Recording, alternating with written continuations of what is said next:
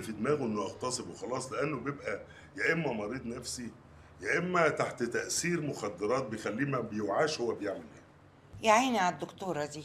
ست في منتهى الادب والاحترام والشخصيه، لكن في الاخر زيها زي اي ست ممكن تتعرض لحادثه مماثله.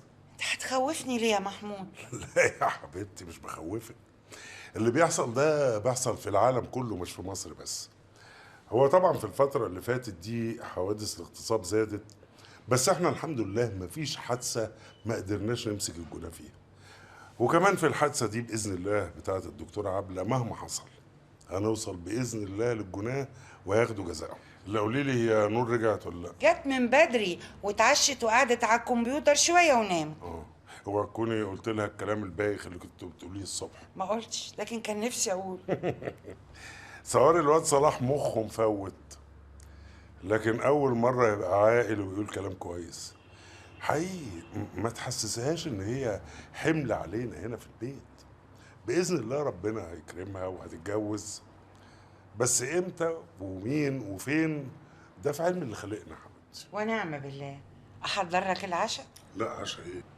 أنت عارفة أنا نفسي في مخدة وسرير وأنام أوي.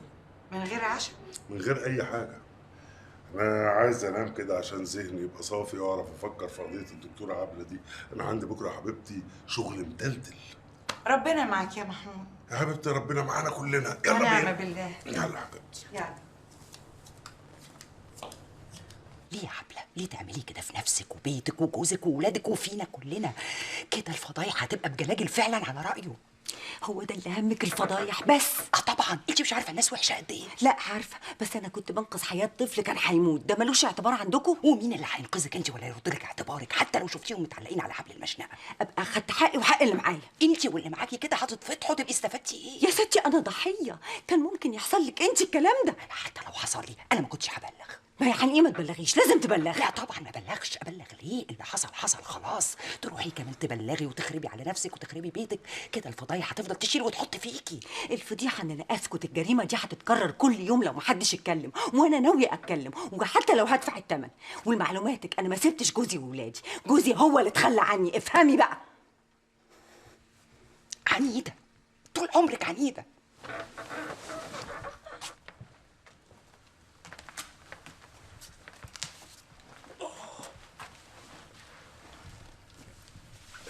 هي عبلة مالها نادية؟ ولا حاجه، مشكله كده مع جوزها. ده أكيد سبب شديد قوي اللي يخليها تلم شنطة هدومها وتسيب البيت في نصاص الليالي. طبعا اكيد، بس هي ما قالتليش عليه وبصراحه انا ما رضيتش اضغط عليها، هي شكلها تعبان. أمال أنت ليه طولت في القعدة معاها؟ بالنكت يا سيدي. ايه ممنوع؟ لا أبدا، أنا بهزر معاكي. مال طبعك بقى حامي كده؟ انا اللي طبعي بقى حامي ولا انت اللي بقيت غريب؟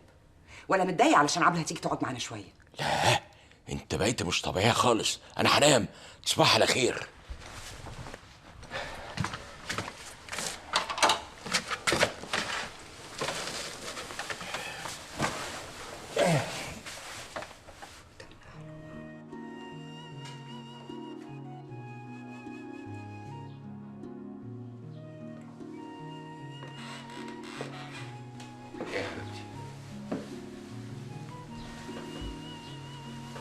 اللي مصحيك لغايه دلوقتي؟ مصحيني ولا مصحيك يا بابا؟ وانا اصلي مش عيله صغيره يعني عشان يحصل ما بينك وما بين ماما طلاق ومبقاش عارفه ايه اللي حصل. بعدين ما ينفعش اتنين زيكم بعد الحب اللي كان ما بينكم ده، حتى لو كان قل انهم يتطلقوا كده. لازم يبقى في سبب فظيع. لا يا حبيبتي، مش شرط ان اي اتنين يتطلقوا ان يكون في بينهم حاجه كبيره او رهيبه حصلت، انما ممكن قوي ان كل واحد منهم يكون حاسس انه هيعيش بشكل افضل لو انفصل عن التاني. طب واحنا يا حبيبتي انتوا مالكم مال، حياتكم هتفضل زي ما هي سواء كنت انا مع مامتك او سواء انفصلنا. بس مش معنى اللي حضرتك بتقوله ده ان احنا ملناش علاقه باللي بيحصل لكم، الا بقى ما كانش في اسره مترابطه اسره مش مترابطه يا بابا. هقول لك ايه، طلع نسخه من مامتك بتتكلمي دايما بالمنطق والعقل. وحشتني قوي، بيت من غيرها وحش قوي يا بابا. عموما يا حبيبتي عند خالتك، نامي دلوقتي يا لميس وبكره يحلها الحلال ان شاء الله. ماشي. تصبح على خير يا روحي، تصبح على خير. طب اهلا حبيبي.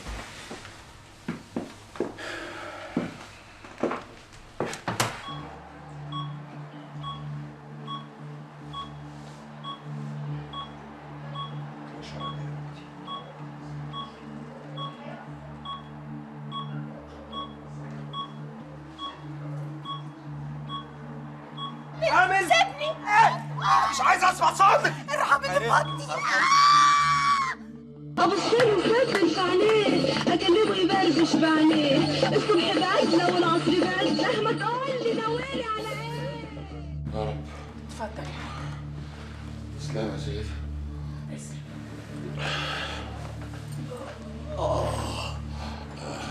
بسم الله الرحمن الرحيم. على مهلك على مهلك. شكرا يا سيدة. يلا بالهنا والشفا هناك. ربنا ما نايم لك جتة. الحمد لله الحمد لله.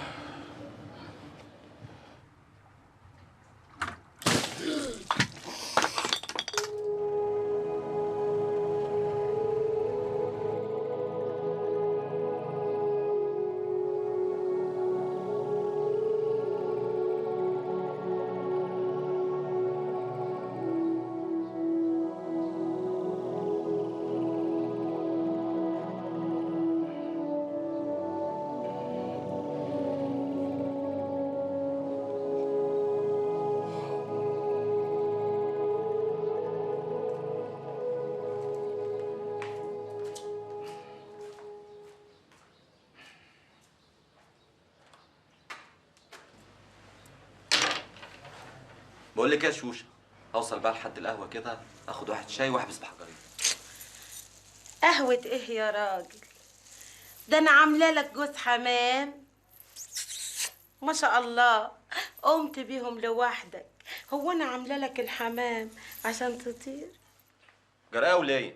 حتى اللقمه هتعايريني بيها؟ ولا بعاير ولا بهبب، قصدي مطرح ما يسري يمري يا حبيبي. انا بس بقول يعني الشاي على النار وانا محضره لك حجرين، ويعني بدل ما تروح تقعد على القهوه، يعني هي القهوه احسن من قعدتك معايا. وماله، نقعد ما هي الليله باينه كوبيا من اولها. طب ايه رايك نطفي قله الحياه ونقعد مع بعضينا ساعه كده عشان خاطر؟ وماله، بس بعد كده بقى لو له شرط اخره نور، اغمض عيني وافتحها ما اشوفكيش قدامي، تسيبيني لوحدي ماشي؟ يلا.